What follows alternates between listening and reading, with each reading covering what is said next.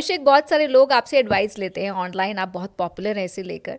तो 1-2 साल के ड्यूरेशन में अगर सेफेस्ट बेट पूछें इन्वेस्टमेंट के लिए तो क्या होगी? तो मैं कहूँगा कि सबसे बढ़िया होगा अगर आप ब्लू चिप स्टॉक्स में अपना एक्सपोजर बनाएं। ब्लू चिप स्टॉक्स वो होते हैं जो बहुत बड़ी कंपनी है, विख्यात कंपनी है, 25-30 साल से चल रही हैं। वहाँ पे सिंपल सा रीज़न है, लास्ट 2-3 साल में पहला ये परफॉर्म नहीं करी है।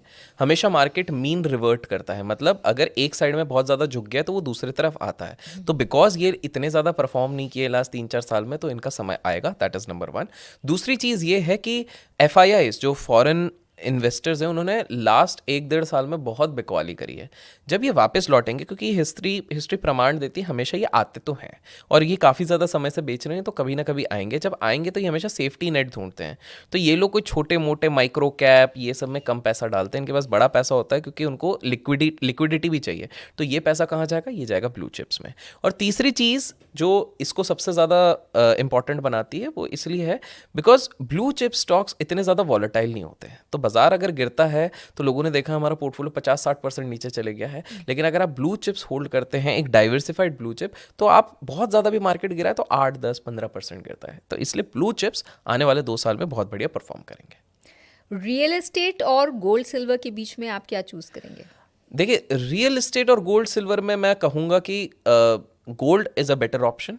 रीज़न बीइंग इज कि गोल्ड उतना ज़्यादा वॉलेटाइल नहीं है जितना सिल्वर होता है।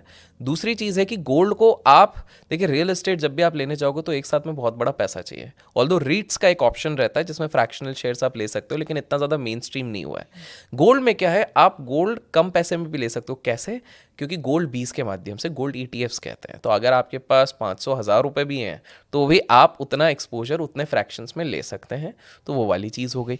तीसरी चीज़ आप ये देखिए कि जिस तरह के जियोपॉलिटिकल टेंशन्स बढ़ रहे हैं, पॉलिटिकल ड्रामा चल रहे हैं, सारी चीज़ें हो रही हैं, तो जब भी इस तरह की चीज़ होती है ना, इतिहास गवाह है कि सारे लोग, बड़े निवेशक सेफ साइड पैसा लगाते हैं गोल्ड पे, क्योंकि उनको पता है कि गोल्ड एक ऐसा है जो स्टोर ऑफ वैल्यू है। तो कहीं ना कहीं gold is better than all the three. और गोल्ड ने हमेशा रिटर्न भी दिया है। एब्सोल्युटली। अगर आप पूरे लास्ट 100 साल का चार्ट देखोगे तो अगर आप सिंपल सा, मैं देखता हूँ 1940s के बाद से मैं एक बार चार्ट देख रहा था, almost gold is something which has given an annualise CAGR of 14%, 14% का। तो यस, गोल्ड ऐसी चीज़ है। तो धीरे धीरे करके, और जिस हिसाब से ना पूरा दुनिया का माहौल होते जा रहा है ना, आने वाले समय में बहुत बड़े बड़े इन्वेस्टर्स गोल्ड में ही पैसा लगाएंगे।